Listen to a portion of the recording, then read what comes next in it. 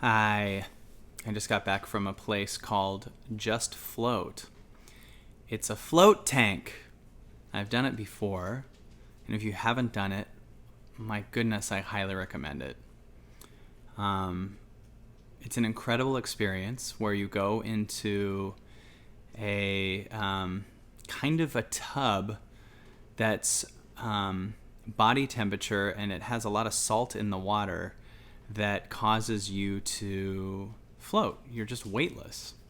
And then the lights go out, and you're in a forced meditation for as long as you choose to do it. And it was an incredible, incredible experience. It's called Just Float in Pasadena.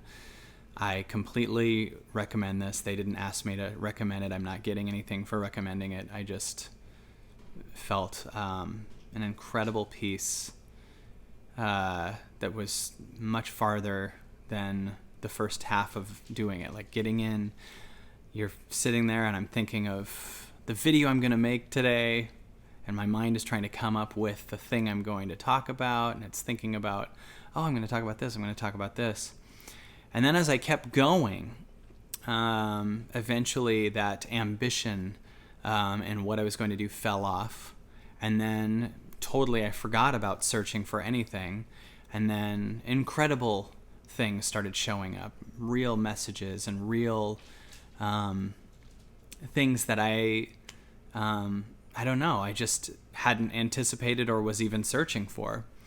And one thing that I really realized, and it's something that I've always known in my body, but I've never said in the same way, at least, is that when you do anything that's your leap, whether if it's a leap, if it really changes your channel, and what I mean by that is not the leap that like is the highest that your mind wants to do. It's the thing that moves you into your body that you kind of can't see what the results will be. It puts you into an adventure, but your body says, I want to do this thing.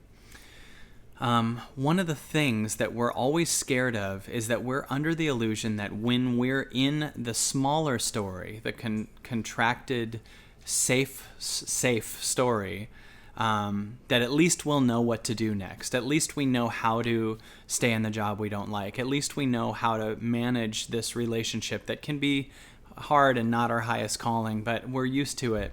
And there's a deep-rooted unconscious belief that when you go into your highest calling and you do something amazing, you won't know what to do. And one thing I've discovered is it's never happened where I did the highest calling and then wasn't blindsided by the next step.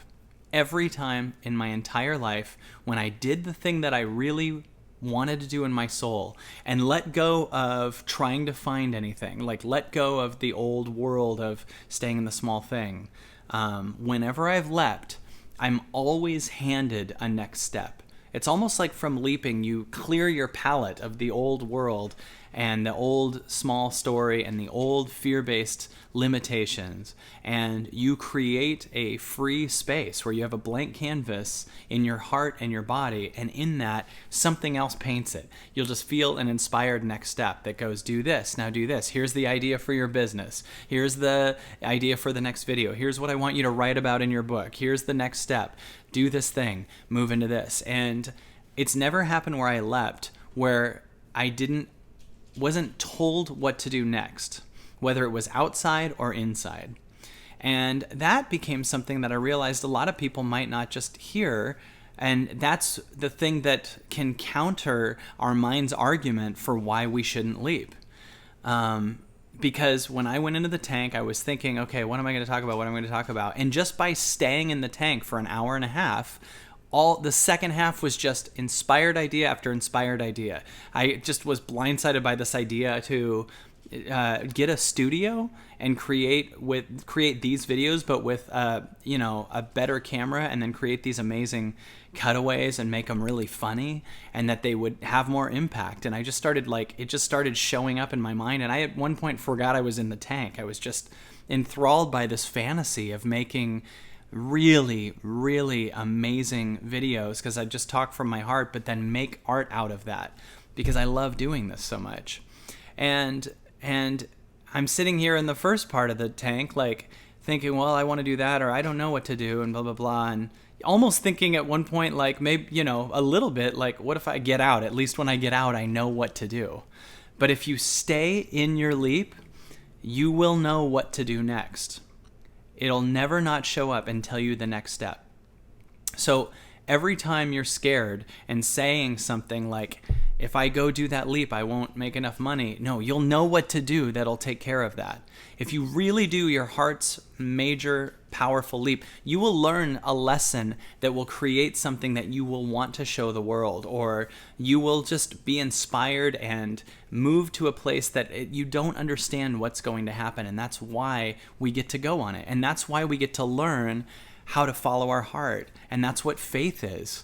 And at one point, it doesn't even become faith, because eventually my heart has just proven itself so much that it's just a fact to me that if I go into something that really excites me in the next step, it'll take care of it. And sometimes I have those leaps enough where I don't leap, I just go, I just already know what to do next, and it doesn't happen because I'm trying to create it with my mind, even though I'm creating the illusion that it's a leap. It's a real leap when it goes to your next channel, that next place you've never seen, that surrender, that thing. So that's what I wanted to share, is that it'll always tell you the next step, always. It'll never strand you if you go into your highest calling, ever. And if you try to do it and you don't get that, that's because it wants you to surrender even more. It wants you to take your foot out of the making sure old world. It wants you to really surrender to it and prove to it that, like, just life is it. It wants you to prove to it that you're really in this, in the trusting and in the faith and in the excitement. And it's exciting. And in our EOL community on Facebook, if you go to EOL community on Facebook, one word, EOL for Evolving Out Loud community, you will see people writing left and right their experiences as they're going into their leaping. We're reading so many amazing stories of people that just let go of the things that felt heavy and moved into their calling, and like saying they'll never go back from this. Like their life suddenly feels like it has meaning and they're in alignment. And I'm just watching these people make videos and write amazing things about their changes. And it's just cool to see a world that supports your highest calling versus the world that supports your smallest.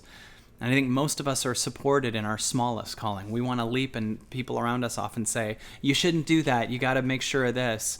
And we never live in our gift because we check out what everyone says we should do. And half those people aren't happy because they're not living in their heart.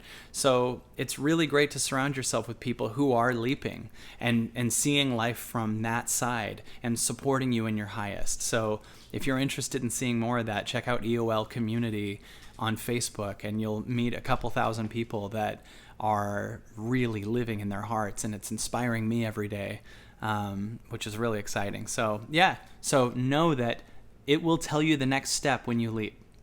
I promise. But be in the highest leap you can. The meditation, going into nature, whatever yours is. Let go of something heavy. I promise you, in that leap, you will find the next step. So yeah, take care.